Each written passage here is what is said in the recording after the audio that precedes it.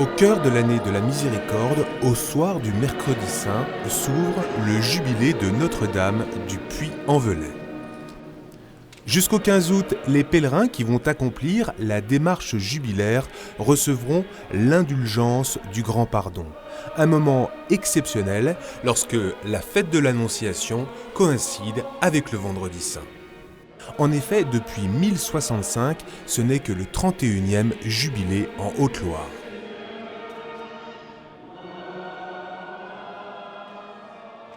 De notre cathédrale, qui se dresse tel un phare sur les escarpements du mont Anis. Depuis cette basilique consacrée par les anges et dédiée à l'humble servante du Seigneur, je vous annonce le jubilé de Notre-Dame du Puy 2016.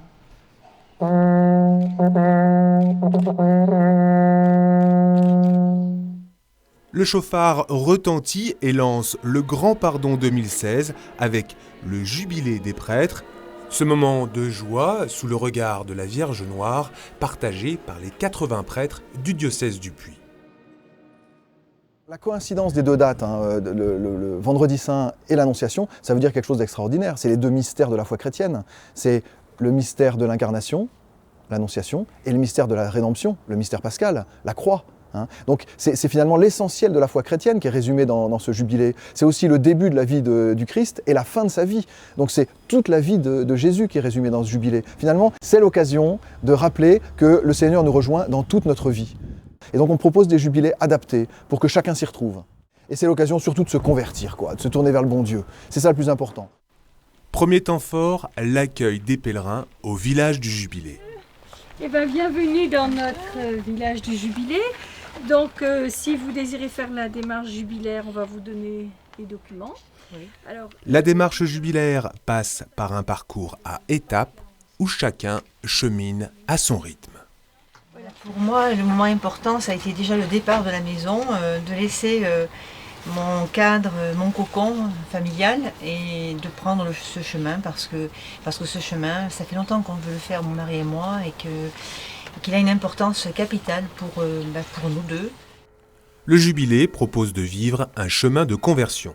C'est renaître de nouveau et laisser mon passé derrière moi et aller de l'avant. Chaque pèlerin qui vient ici porte dans le cœur des choses différentes. Certains pèlerins vont venir ici pour rendre grâce à la Vierge. D'autres vont venir ici parce qu'ils ont envie de porter quelque chose dans leur prière près de Marie. D'autres vont venir ici peut-être d'abord comme des touristes et puis rentrant dans la démarche jubilaire, rentrant dans ce moment spirituel, sans doute découvrir quelque chose du Christ. Les pèlerins, lors de la première étape du parcours jubilaire, écoutent le récit de l'Annonciation faite à Marie par l'ange Gabriel. Ils rejoignent ensuite le baptistère Saint-Jean, où depuis 1500 ans des chrétiens sont baptisés. Et nous allons faire notre démarche jubilaire en reconnaissant, en renouvelant les vœux de notre baptême. Et pendant ce temps au baptistère, nous allons recevoir l'eau, le signe de notre baptême, nous signer du signe de la croix avec cette eau, proclamer notre foi et nous revêtir de l'écharpe blanche qui rappelle aussi le vêtement de lumière que nous avons reçu au baptême et la résurrection du Christ. Tu es aimé de Dieu. Que Dieu te bénisse et sois fidèle à ton baptême. C'est un baptistère du VIe siècle, un très ancien baptistère, où on rentrera par la porte ouest, c'est la porte de la mort. L'ouest, c'est la mort. Finalement, le baptême, c'est être plongé dans la mort et la résurrection du Christ. Donc on vient de la mort à cause de notre péché et on va ressortir par la porte de la vie. Vient ensuite la porte de la miséricorde pour entrer dans la cathédrale, signe de l'amour de Dieu pour l'homme. L'indulgence, finalement, c'est quoi? C'est la miséricorde de Dieu, c'est l'amour de Dieu qui est à nos côtés, de Dieu qui veut nous aimer, que Dieu qui veut nous aider. Et l'indulgence, c'est Dieu qui nous pardonne d'une certaine manière. Donc, au-delà des mots, c'est de se dire, un pèlerin qui vient pour faire le pèlerinage de Notre-Dame du Puy, eh bien, à la fois, il va confier à Marie ses désirs, ses prières, etc. Et à la fois, il va faire une démarche de conversion et en quittant le puits, eh bien, il saura qu'il a reçu le grand pardon de Dieu, puisqu'on appelle aussi le jubilé du puits le jubilé du grand pardon. Les pèlerins sont ensuite invités à se rendre au pied de l'autel consacré à la Vierge Noire. Après l'avoir prié, ils pourront, dans la cathédrale, recevoir le sacrement de l'Eucharistie et celui de la réconciliation. Ils se dirigent ensuite à la Pierre des Fièvres. La Pierre des Fièvres, c'est le lieu de l'apparition mariale dans ce sanctuaire en 430 à une femme de la banlieue du Puy qui a été guérie.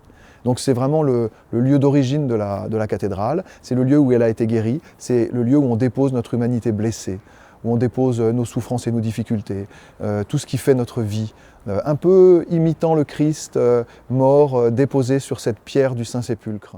La tombe du Christ est 6e étape de ce parcours jubilaire où est évoqué le mystère de la Passion sous les yeux de la Sainte Vierge.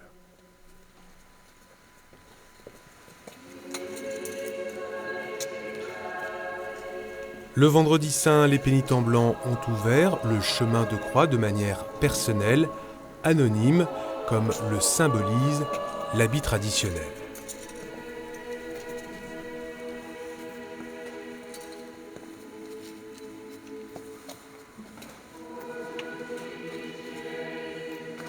Ce chemin de croix, tout comme la démarche jubilaire, permet aux pèlerins de se renouveler dans l'expérience de l'amour de Dieu, un jubilé à ne pas manquer avant le prochain qui aura lieu en 2157.